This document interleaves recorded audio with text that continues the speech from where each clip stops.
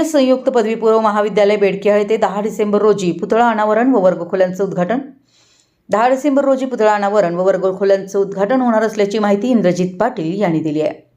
बेडके इथं लठ्ठे शिक्षण संस्थेच्या BS संयुक्त पदवीपूर्व महाविद्यालय आवारात दिवाण बहादूर अण्णासाहेब लठ्ठे व भूतानी कैलासवासी रत्नाप्पा शेट्टी यांच्या अर्धपुतळ्याचं अनावरण व नव्यानं बांधलेल्या वर्गखोल्यांचा उद्घाटन सोहळा संपन्न होणार असल्याची माहिती स्थानिक कमिटी अध्यक्ष तात्यासाहेब खोत यांच्या अध्यक्षतेखाली घेण्यात आलेल्या पत्रकार परिषदेत इंद्रजित पाटील यांनी दिली।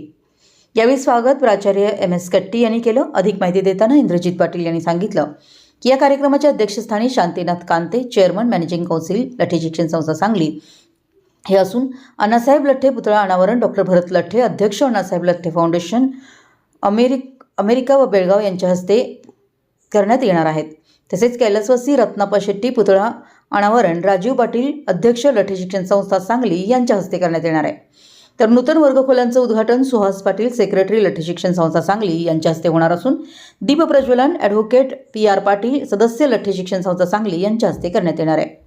प्रमुख उपस्थित म्हणून vice chairman managing council Latthe शिक्षण संस्था सांगली पाचगोंडा पाटील, अध्यक्ष PKPS बेडके, भालचंद्र पाटील, खजिनदार लठ्ठे शिक्षण संस्था सांगली, डॉक्टर प्रमोद पाटील, चेअरमन विश्वस्त समिती लठ्ठे शिक्षण संस्था सांगली, सुधीर शेट्टी, माजी संचालक, स्थानिक कमिटी सदस्य यांच्या उपस्थितीत बुधवारी 10 डिसेंबर रोजी सकाळी 10:30 वाजता BS संयुक्त पदवीपूर्व महाविद्यालय शांतीनगर पटांगणात होणार असून यासाठी कुसुमावती मिरज महाविद्यालय, आचार्य देशभूषण आयुर्वेद महाविद्यालय तसेच कन्नड व इंग्लिश कॉन्व्हेंट प्राथमिक व प्रौढशाळा यांचे बेडके शमनेवाडी दोन्ही जुळ्या गावांचे सहकार्य लाभणार आहे, अशी माहिती इंद्रजित पाटील यांनी दिली।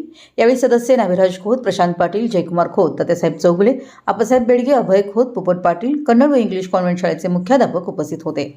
आभार उपप्राचार्य J. कांबळे यांनी मानले।